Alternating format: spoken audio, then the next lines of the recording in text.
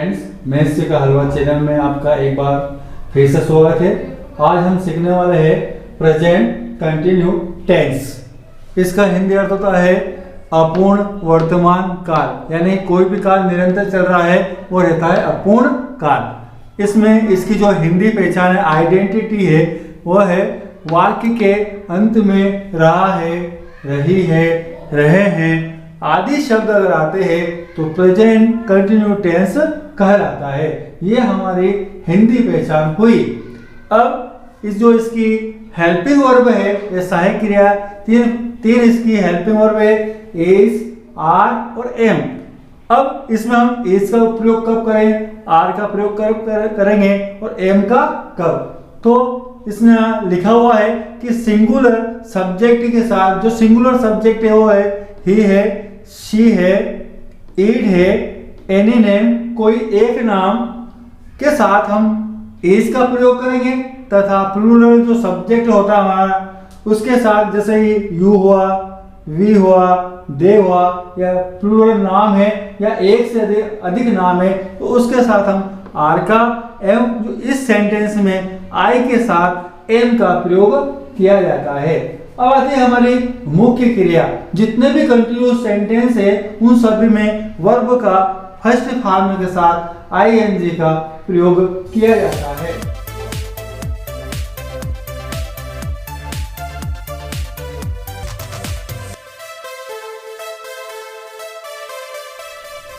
इस टेंस में हमने बताया कि इसकी जो मुख्य क्रिया होती है कि मुख्य क्रिया में वर्ब का फर्स्ट फॉर्म आता है, फर्स्ट फॉर्म के साथ आईएनजी का यूज होता है। अब जो आईएनजी का यूज होता है वो किस प्रकार से होता है, वर्ब में कैसे हम यूज करते हैं कि आईएनजी लगा दें। तो इसका जो रूल्स है, जो नियम है, क्या है, जब भी किसी भी वाक्य के अंत में अगर ई आता है, जैसा हमने लिखा है बीट, बाइट। अब बाइट में आखिरी वर्ड क्या है, इसका जो लेटर हो क्या है, ई। तो ई आता है, तो जब भी किसी में ई आता है तो वो ई क्या हो जाता है, उस शब्द में से हट जाता है और इसके स्थान पर लग जाता है आईएनजी। इस प्रकार हम देखते हैं कि लाइक है, ए लाइक के ई, इसमें भी ई आया है तो ई क्या हो जाएगा, जब इसमें आईएनजी प्लस करेंगे तो इसमें ई हट जाएगा और आईएनजी लग जाएगा। यह हमारा हुआ ई वाला रूल्स। अब हम सीखते हैं कि जब भी जो वर्ब में जो फर्स्ट फॉर्म होता है तो हम लिखते हैं इसमें रीड, READ। इसमें आईएनजी जोड़ेंगे तो डायरेक्ट लिख देंगे ING। इसी प्रकार हम लिखते हैं CSEE, तो इसमें आईएनजी जोड़ेंगे तो लिख देंगे ING। कहने का तात्पर्य है जब किसी शब्द में या किसी वर्ब में लास्ट लेटर से पहले अगर एक साथ अगर दो वेल्स अगर आते हैं तो जो आखिरी का लेटर होता है ये डबल नहीं होता है, वो केवल आईएनजी जुड़ जाता है। हम एक और वर्ब लेते हैं, जैसे हम लेते हैं CUT, कट। कट मीन्स काटना। अब इसमें हम आईएनजी जोड़ते हैं तो इस लास्ट लेटर से पहले एक ओवेल्स आया, तो जब भी किसी भी वर्ब में एक ओवेल्स अगर आता है और हम उसमें आईएनजी का यूज करते हैं तो जो लास्ट का लेटर होता है ये डबल हो जाता है और आईएनजी लग जाता है। चूंकि यहाँ एक ओवेल्स है, पुट देखो PUT, पुट के पहले एक ही ओवेल्स है इसलिए हम इसमें टी को डबल कर देंगे और आईएनजी का इसमें। कहने का तात्पर्य है जब भी किसी भी वर्ड के अंत में आखिरी में चाहे कंसोनेंट आए या नहीं आए, इसमें आखिरी के में एक कंसोनेंट के पहले दो वेल्स आए तो दो वेल्स आए तो आखिरी का जो लेटर है डबल नहीं होगा और जहां एक ओवेल्स आता है वहां लेटर डबल हो जाए। चाहे लास्ट में जैसे कि इसमें डबल ये आया था, इससे कोई यहाँ चाहे कंसोनेंट हो या ना हो, इससे पहले अगर दो ओवेल्स, अगर आखिरी में दो ओवेल्स होते हैं तो उसमें हम आईएनजी का यूज करते हैं। अफर्मेटिव सेंटेंस मीन्स सकारात्मक वाक्य। स्ट्रक्चर रहेगा सबसे पहले हमारा अफर्मेटिव सेंटेंस है तो सबसे पहले सब्जेक्ट आएगा, नेगेटिव अगर आता है तो सब्जेक्ट है helping verb not. Interrogative sentence आता है, किसी भी सेंटेंस अगर इंट्रोगेटिव सेंटेंस अगर आता है तो उसकी हेल्पिंग वर्ब आगे लिख देते हैं और सब्जेक्ट बाद में, बाकी ऐसे कैसे सेंटेंस और आखिर में क्वेश्चन मार्क। हमारा अफर्मेटिव जो सेंटेंस है इसका जो स्ट्रक्चर रहेगा, सबसे पहले सब्जेक्ट, इसकी helping verb is, are, am, एक वचन सब्जेक्ट के साथ इज का यूज, बहुवचन सब्जेक्ट के साथ आर का यूज और आई के साथ एम का यूज किया जाता है। उसके पश्चात हम लिखते हैं वर्ब का फर्स्ट भाग, फिर आईएनजी। आईएनजी कब लगाना है? जब ई आता है तो ई को हटाकर आईएनजी। आखिरी के इसमें किसी वर्ब में दो वेस अगर आते हैं तो लास्ट का लेटर डबल नहीं होगा और आईएनजी। किसी वर्ब में लास्ट लेटर के बाद में एक ओवेस अगर आता है तो लास्ट का लेटर डबल हो जाता है और फिर हम उसमें लगा देते हैं आईएनजी। इसके पश्चात ऑब्जेक्टिव। एग्जाम्पल है हमारा, इसका जो पहला जो सेंटेंस है वह है हमारा कि वह उपन्यास पढ़ रहा है। तो वह के लिए हम लिखेंगे ही। चूंकि ही एक वचन है, सिंगुलर है, इसलिए तीनों में से एक का चयन करना है। तो एक वचन सब्जेक्ट के साथ हम इज का यूज करेंगे। ही इज पढ़ने के लिए यूज कर रहे हैं रीड का, ये रीड। इसमें दो वैसा है, लास्ट के लिए जो डी है इसमें हम लगा देंगे आईएनजी। Reading a novel. ये हमारा सेंटेंस कंप्लीट होता है, he is reading a novel. दूसरा सेंटेंस है वे नदी में तैर रहे हैं। वे के लिए हम लिखेंगे इसमें दे। दे इसमें बहुवचन सब्जेक्ट है तो बहुवचन सब्जेक्ट के लिए तीनों में से हम आर का यूज करेंगे। They are. तैरने के लिए आता है स्विम। स्विम। अब इसमें हम आईएनजी लगा रहे हैं तो लास्ट लेटर के पहले एक ओवेस है, इसलिए जो आखिर का जो लेटर रहेगा ये डबल हो जाएगा और इसमें ING. Swimming. Swimming in the river. वे नदी में तैरे। They are swimming in the river. अगला जो सेंटेंस हमारा थर्ड है, आप अंग्रेजी पढ़ा रहे हो। तो आपके हम लिखेंगे यू।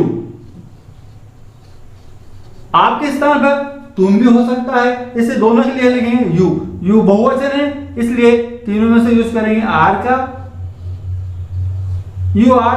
पढ़ाने के लिए जब हम किसी को पढ़ाते हैं, जब हम किसी को शिक्षा देते हैं तो उसके लिए हम यूज करते हैं टीच का। इसमें दो वैसे इससे पहले ऐसा नहीं कि ये दो वैसे इससे जो लास्ट जो लेटर होता है इससे डायरेक्ट इसके जस्ट पहले आना चाहिए। ये दो वैसे जहां आए हैं ये इससे पहले बाद में से है तो कुछ भी नहीं होगा। इसमें हम क्या लगाएंगे आईएनजी। टीचिंग ऑब्जेक्टिव वजह हमारा अंग्रेजी के लिए इंग्लिश।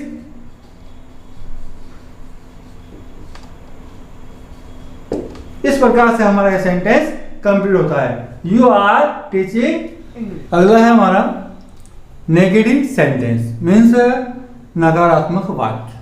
इसका भी स्ट्रक्चर है, सबसे पहले subject, helping verb is are am plus not. जैसे ही किसी भी सेंटेंस के अगर हम नेगेटिव सेंटेंस अगर बनाते हैं तो सब्जेक्ट के बाद हम नॉट लिख देते हैं।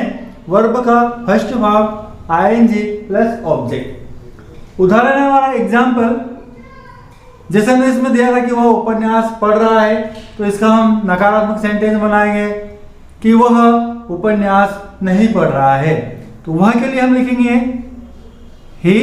एक वचन है इज, नॉट आया ये नॉट लिख दिया।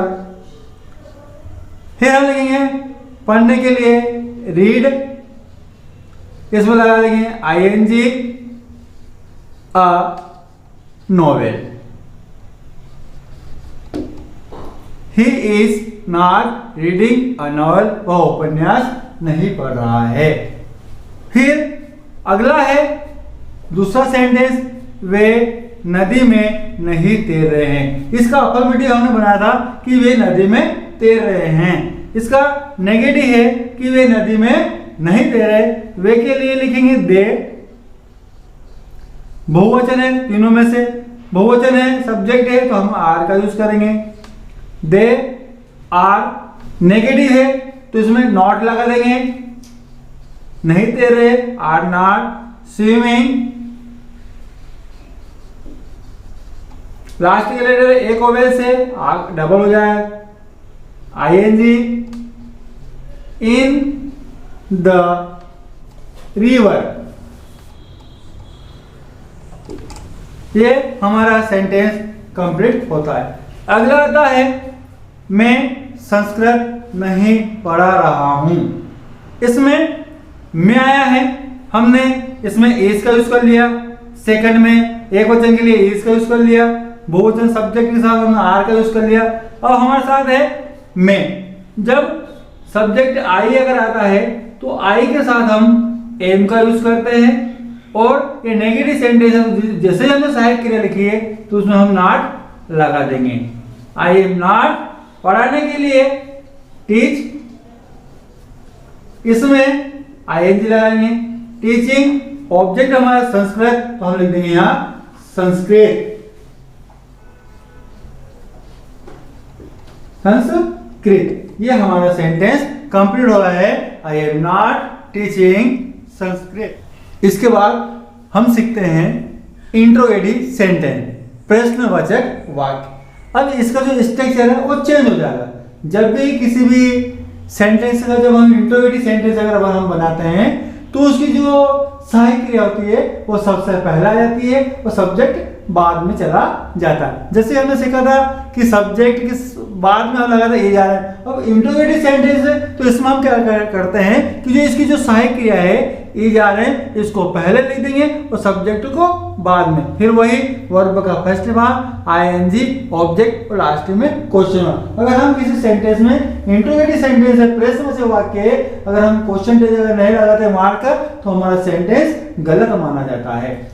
पहला तो इसका एग्जाम्पल है, हमारा पहला है क्या वह उपन्यास पढ़ रहा है। अब हमें इन तीनों में से एक का चयन करना है।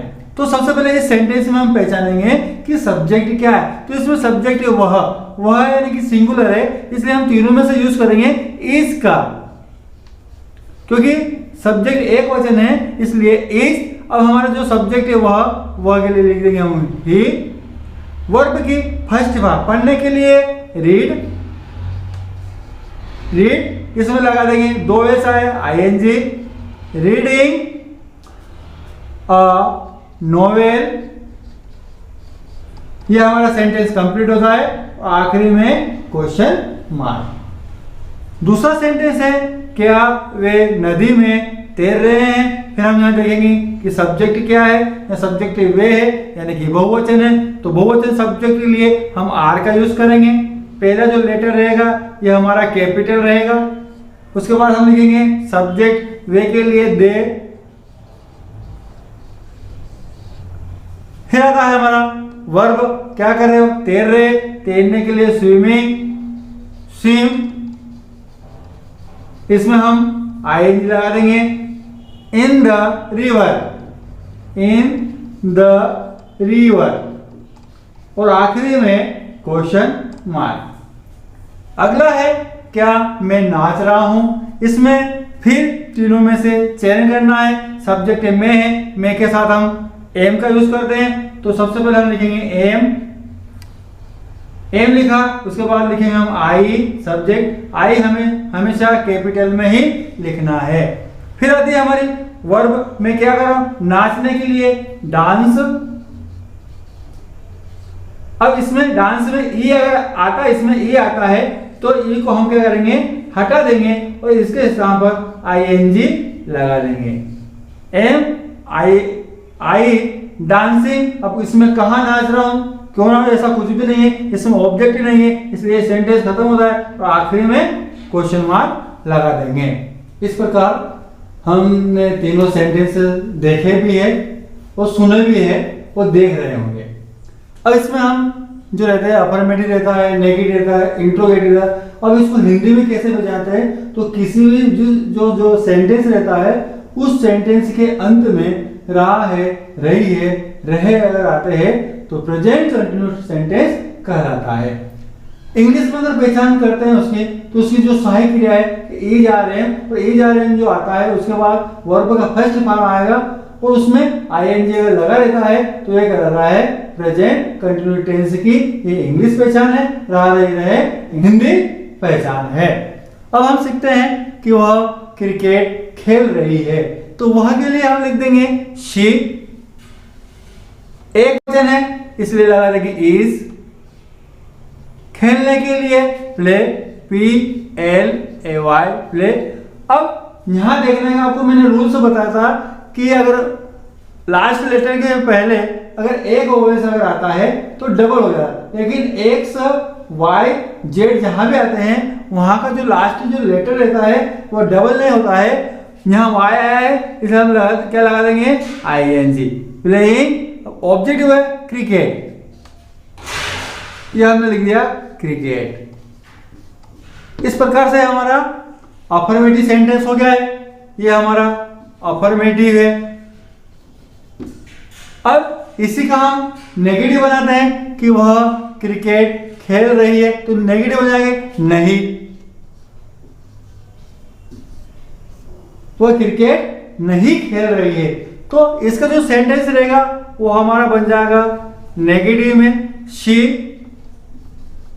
कुछ भी नहीं करना आपको, जो सहायक क्रिया होती है उस सहायक क्रिया के बाद आपको नॉट लगा देना। शी लिखा, ये इज ऐसा कैसे लिखा हमने, अब ये नेगेटिव है, हिंदी में नहीं लिखा तो इंग्लिश में भी हम लिख देंगे नॉट, फिर लिख देंगे प्लेइंग, ऑब्जेक्ट लिख देंगे क्रिकेट। ये हमारा नेगेटिव सेंटेंस कंप्लीट हुआ। अब इसी का हम बनाएंगे इंट्रोगेटिव सेंटेंस। तो इंट्रोगेटिव सेंटेंस में हम क्या करेंगे, यहां लिख देंगे क्या, क्या वह क्रिकेट खेल रही है, और आखिरी में हम लिख देंगे इसमें क्वेश्चन मार्क। अब किसी भी सेंटेंस का अगर इंट्रोगेटिव सेंटेंस बना रहे हैं तो उसकी हेल्पिंग वर्ब कहां जाती है, आगे। ये अफर्मेटिव बना है तो इज पहला जाएगा और शी बाद में, लास्ट में क्या लग जाएगा क्वेश्चन मार्क। देखिए ये इज है, इज को पहले लिख देंगे, ये इंट्रोगेटिव है तो हमारा ये इंट्रोगेटिव में जो सहायक क्रिया है वो सबसे पहले है इज, उसके बाद है सब्जेक्ट शी, इज पहला गया, शी बाद में, बचा हमारा प्लेइंग, ऑब्जेक्ट हमारा क्रिकेट, और आखिरी में हम लगा देंगे क्वेश्चन। इस प्रकार से हमारे तीनों सेंटेंस कंप्लीट हो गए। अगर आपसे पूछता है कि क्या वह क्रिकेट नहीं खेल रही है, तो यह होता है हमारा नेगेटिव प्लस इंट्रोगेटिव सेंटेंस। तो नेगेटिव प्लस इंट्रोगेटिव सेंटेंस में हम क्या करेंगे, यह है नेगेटिव प्लस इंट्रोगेटिव सेंटेंस। इसमें क्या होता है कि आप चाहो तो इज नॉट भी लगा सकते हो या फिर शी के बाद हम नॉट लगा, इन दोनों के स्थान पर हम नॉट का यूज कर सकते हैं। तो क्या वह क्रिकेट नहीं खेल रही है, क्वेश्चन मार्क भी है, नेगेटिव भी है, तो सबसे पहले हम लिख देंगे इज, फिर लिख देंगे सब्जेक्ट शी के बाद लिख देंगे हम नेगेटिव है ए नॉट प्लेइंग, ऐसा कैसे सेंटेंस हम लिख देंगे क्रिकेट। उसके पश्चात आखिरी में क्वेश्चन मार्क लगा देंगे। यह सेंटेंस इस प्रकार से भी बन सकता है, आई इज के बाद नॉट यहां भी लगा सकते हैं, is not she playing cricket. दोनों स्थान पर अगर नॉट का यूज करेंगे तो हमारा सही है, यानी कि इज के बाद भी हम नॉट लगा सकते हैं और शी के बाद भी हम नॉट लगा, ये दोनों कंडीशन में हमारा आंसर सही होगा। अब इसी जो सेंटेंस होता है इसमें एक और हम बना सकते हैं कि WH वर्ड, कि वह क्रिकेट क्यों खेल रही है। तो क्यों खेल रही है तो हम यहां लिख देंगे क्यों, ये है हमारा WH वर्ड, वह क्रिकेट क्यों खेले। इस प्रकार का वो सेंटेंस अगर आता है तो जो हमारा इंट्रोगेटिव सेंटेंस है का जो फार्मूला है, वो फार्मूला क्या है कि सबसे पहले हम इंट्रोगेटिव सेंटेंस के लिए क्या लिखते हैं, इज सहायक के लिए आगे लिख देते हैं आर एम, ये helping verb, plus subject plus verb का फर्स्ट भाग ING प्लस ऑब्जेक्ट और आखिरी में क्वेश्चन, ये इंट्रोगेटिव सेंटेंस। अब इसका उसने पूछा कि क्यों W, तो कुछ भी नहीं करना है, आपको जो WH वर्ड है इसको सबसे पहले लिख देना है। अब तो इसका क्या बनेगा कि क्या वह क्रिकेट खेल रही, तो उसका यह बनेगा इज शी प्लेइंग क्रिकेट। तो हम इसका जो WH वर्ड क्या बनाएंगे, शी ऐसा कैसा, शी इज प्लेइंग क्रिकेट, आखिरी में क्वेश्चन। अब जो WH से क्या है, इसमें WH वर्ड क्या है, क्यों, तो इस क्यों को कहां लिख देंगे, सबसे आगे। इस प्रकार से हमारा सेंटेंस कंप्लीट होता है। हम आशा करते हैं कि प्रेजेंट कंटिन्यू के सारे कॉन्सेप्ट आपके क्लियर हो चुके होंगे। उसके बाद भी अगर आपको कुछ समस्या आती है तो आप कमेंट कर सकते हैं।